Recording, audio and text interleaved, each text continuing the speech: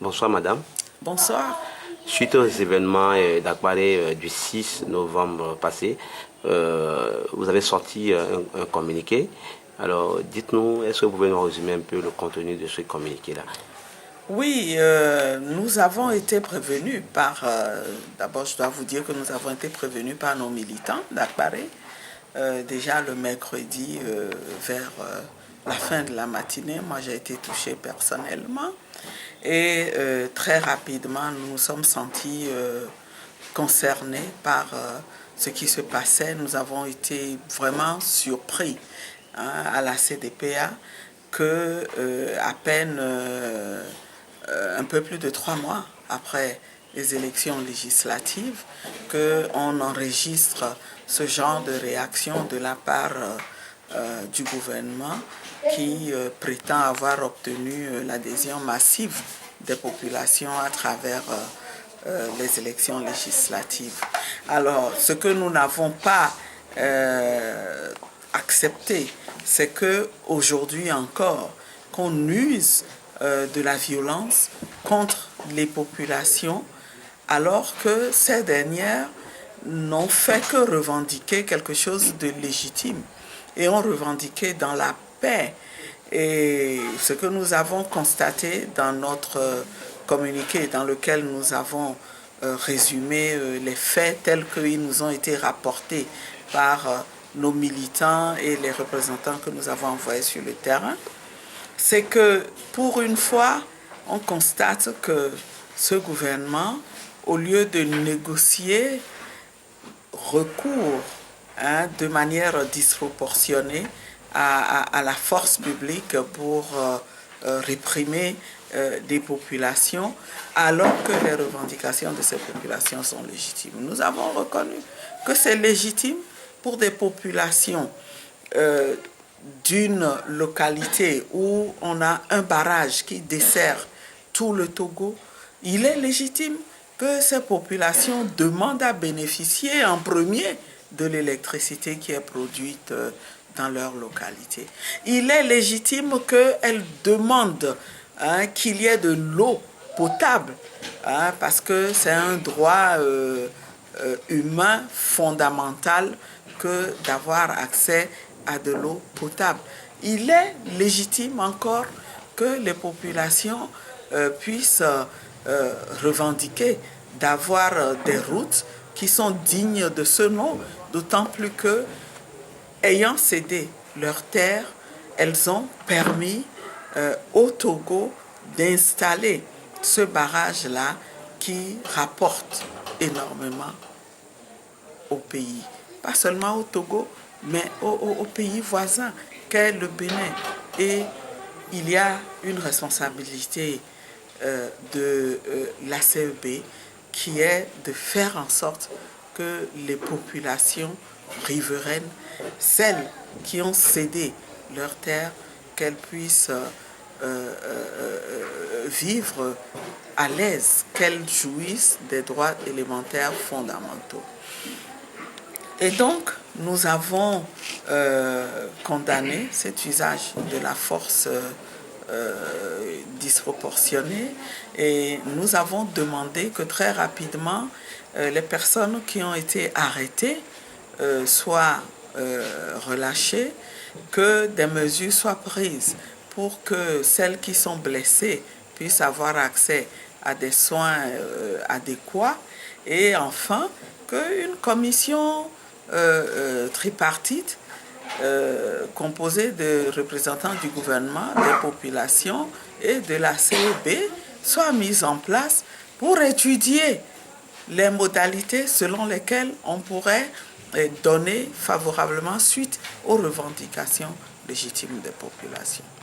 Madame, comment analyser cette situation, en fait, ce comportement de ces populations, d'autant plus que ce n'est pas un groupe d'opposition, comme on a l'habitude de dire que c'est l'opposition qui aime revendiquer, qui aime manifester, mais c'est une population qui apparemment même est acquise au parti de pouvoir et au parti uni parce que lors de ces dernières législatives, ils ont voté majoritairement.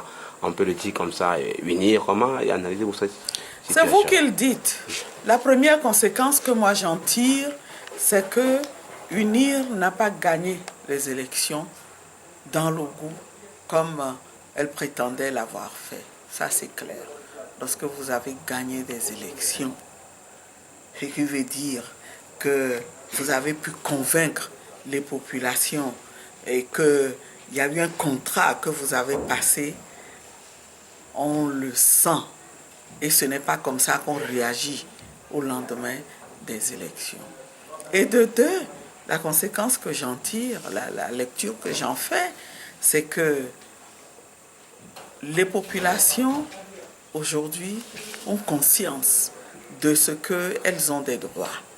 Et ça, c'est une très bonne chose. On ne peut pas les flouer.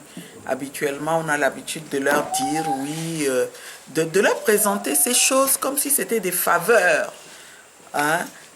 qu'on leur ferait que de construire des routes, de construire des écoles, de construire des centres de santé. Ce n'est pas une faveur. Elles en ont conscience. Et finalement, elles ont voulu prendre UNIR à son propre piège, puisque ce parti, pour, disons, obtenir l'adhésion d'une partie de la population, pour tromper la population plutôt, a fait des promesses démagogiques, beaucoup de promesses démagogiques, mais aussi les a terrorisés, a usé de corruption, d'achat de conscience et tout. La conclusion que j'en tire, c'est que tout ça, ça ne marche plus vraiment, ça ne marchera plus. Les populations sont éveillées maintenant, elles savent ce qui leur est dû et à mon avis, on ne les prendra plus à ce jeu qui consiste à chaque élection à dire « Oh, les routes, on va vous les faire, on va électrifier tout ». L'opposition n'est capable de rien. C'est nous qui sommes au gouvernement, c'est nous qui sommes au pouvoir, c'est nous qui pouvons faire. C'est ce genre de langage que UNIR a tenu. Les populations l'ont écouté sans se faire beaucoup d'illusions. Et à la fin, après les élections, UNIR est allé soi-disant pour remercier, mais en ne touchant plus mot des promesses que le parti a eu à faire. Les populations ont dit non, ça ne se repassera plus comme ça, ce ne sera plus comme par le passé. Vous avez été candidate malheureuse lors des législatives passées. Les locales seront bientôt là et dites-nous, serez-vous candidate? Ah ben, vous n'imaginez pas un seul instant qu'on abandonne la préfecture de Logou entre les mains d'UNIR. Il n'en est pas question. C'est pour ça que nous n'avons jamais coupé avec le terrain. Nous sommes sur le terrain. Il y a une semaine, nous étions dans le canton de Ntivou, que nous avons sillonné en long et en large. Et nous étions vraiment comment dirais-je, entre les populations et nous nous sommes dit beaucoup de choses. Le combat continue, c'est clair. Est-ce que madame sera candidate pour les locales? Mais je vous dis que le terrain ne sera pas abandonné à UNIR. Ça veut dire qu'on me trouvera sur ce terrain-là. On me trouvera. Et on me trouvera en dehors même des locales. Le message que je voudrais passer, c'est que le pouvoir doit comprendre que nos préfectures, en tout cas celle de Logou, n'est pas une préfecture dans laquelle on peut continuer à faire tout ce qu'on veut. Désormais, nous sommes là. Nous réagirons du tac au tac à tout ce qui est violation des droits de l'homme, à tout ce qui est brimade des populations, nous réagirons. Et nous serons toujours aux côtés des populations pour les soutenir et faire en sorte qu'elles accèdent au bien-être.